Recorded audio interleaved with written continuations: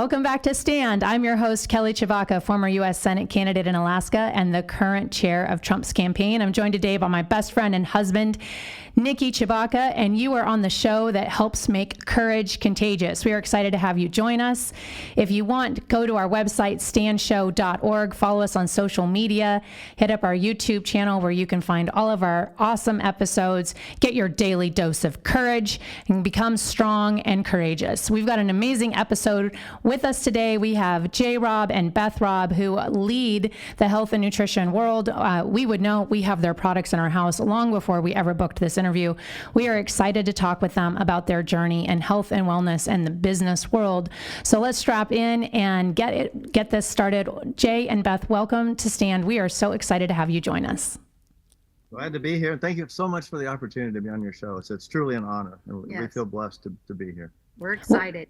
Well, when we had the opportunity to land you for an interview, my daughter said, "Hey, I know that guy. Isn't he all over Dad's shelf in the pantry?" So, me every day. Yeah, so it's exciting to see. It's like, oh, someone who we're familiar with and whose products we believe in actually coming in on the show. So we're excited to actually have this conversation and introduce to all of our followers why we follow you and why we've been using your products and actually have that out there. You guys who are listening, you can find their products on jayrobb.com, JAYROBB.com. Find out what Niki has been excited about all this time. But let's start this journey. So Jay, you made your first protein shake when you were 13 years old. You guys now have a major health food and wellness company industry. You have your own show called Open Bar. I wanted to ask, what inspired both of you to dedicate your lives to health and wellness? Start that one. Well, since mine began probably when I was 7 years old, that's pretty much when it hit me. I joined a local swim team, and I was a competitive swimmer and diver. So I'm 7, and I just was introduced to sunshine, water, and training so that I could get in shape. And that was the first time I realized that the more you take care of your body, it's kind of weird at 7 years of age. The more you take care of your body, you don't get sick and you feel good and you have the energy you want and you look great. Sunshine, food and fresh air and swimming was just incredible for me. So that set me on a journey from that time forward. But it was a year later after that, I was getting sick right before Christmas. It was Christmas Eve and I started getting like the flu or like bad sore throat, chest cold or whatever. And I got mad because I thought the time of the year I want to feel my best, and here I am, Santa's coming, and I don't feel good. And so I got mad and I kind of like petitioned God. I said, I don't know, why am I sick now? Why do I get sick? I said, I want to know why I get sick, and I never want to get sick again. And that was at 8 years of age. And from then on, I made it a mission, as weird as that may sound, to find out what the cause of health. What makes one person healthy and another person get ill? Or what makes you be fine one day and have a cold the next, or horrible diseases or anything? And so I set myself on that journey. Now, it was not an instant that I found all the answers, so it took a while for me to get into it. And it was about when I turned 22, I really got into bodybuilding, which was I liked it because it's very disciplined. I love the disciplinary part of it.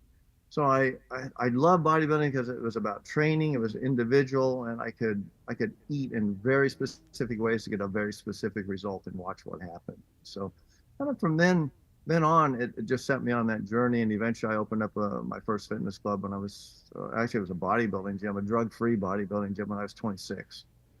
And I said, hey, this is what I like. I'm going against the drugs. And, back then everybody did steroids. And so, and they were new. So I took a stand and said, no, just kept going on and realized the health aspect of it, which, bodybuilding isn't always the healthiest, and just kept moving it forward and raising the bar and thinking health. And then health food store revolution began. And next thing I know, I was learning the health food store industry, working at health food store in San Diego, and decided, hey, we need a good protein powder. And that was how.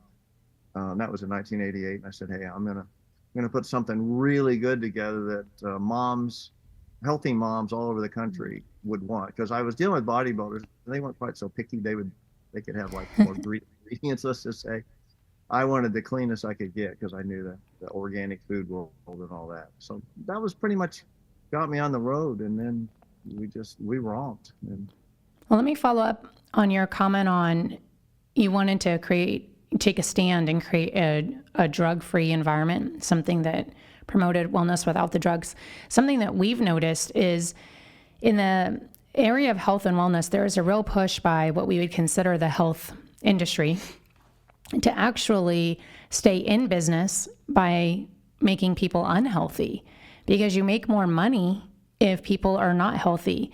And it seems that with your philosophy, like if we take people off of drugs and we actually make them healthy, like some of that you might be putting yourself out of business. Healthy people don't need products, don't need drugs, don't need medicine, et cetera. And so I wanted to ask, in what you've done, building this career over decades now, this business over decades, have you ever had any pushback or had to fight against what we would consider big pharma or the traditional health industry? fight against big pharma. Well, big pharma does kind of work in the background. We've noticed they buy up supplement companies. That's what we've found. And then you don't know that happens, but it's happening all the time. That are very large corporations that don't have your health in mind and buy up a lot of other supplement companies too. So you have kind of a double deal there. And I think a lot of these companies, especially the sugar-based companies, the junk food companies, and so on, where a lot of those were spinoffs from the tobacco companies back in the day. So they actually invested into food, and then they invested into fast food, and then the fast food took off, and it's all engineered to make you come back to the doctor. Kind of how the loop goes. And so when you see that kind of taking place, you don't want to be a part of it. So we've remained a family-owned business. I refuse to sell out to any large corporations, although we've been asked many times. And I said no, because I don't feel that they would ever, take the same stand and have the same mission and the same standards that we do. We do not want the artificial ingredients, and that we took a stand against sucralose, acesulfame K, aspartame, all the things that make things taste good to some people. They're excitotoxins, but they taste good to a lot of people. And they can make powders taste, protein powders taste really good, or even liquid drinks and so on, RTDs. But we said no, and we pushed back against that hard. I made sure we had recombinant bovine growth hormone-free cows that were making the milk and so on. I was the first that I know of to ever do that in this particular industry. I refused to do the sucralose, the acesulfame Ks and all that. So I was the first to ever innovate using stevia, because it was banned in America back in the early 90s and beyond and back. So I developed this flavor system with stevia, and nobody had ever done that before. And now, I guess some of the big soft drink companies stepped into it about 10 years ago and took that into another level. But before that, you kind of had to tread lightly on that. But it worked as a clean herb that you could use in a protein powder. So there's been many times that we had to compromise, many times that we had to do pushback, many times we had to take a stand, just like I did in the early days against steroids. I don't need to teach members how to get big using steroids. If you do that, that's your choice. I'm just not going to help you do that, because I don't think it's going to take you where you want to go eventually. It may take you there short time, but not the long term. So we're in it for the long term. We're here. We got to answer to God first, and if we don't sleep at night. That's right. Yeah, amen.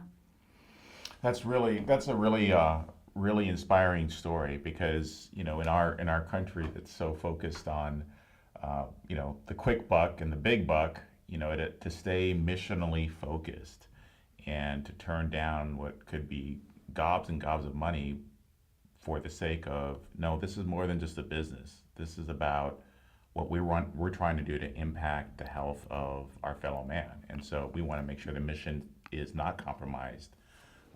That's really inspiring. We're going to come up on a break here in a couple minutes, but I wanted to see, and either of you can jump in on this, and if we don't finish, we can pick it up on the other side of the break. I know that you guys have, any business any startup business goes through challenges, right? And setbacks.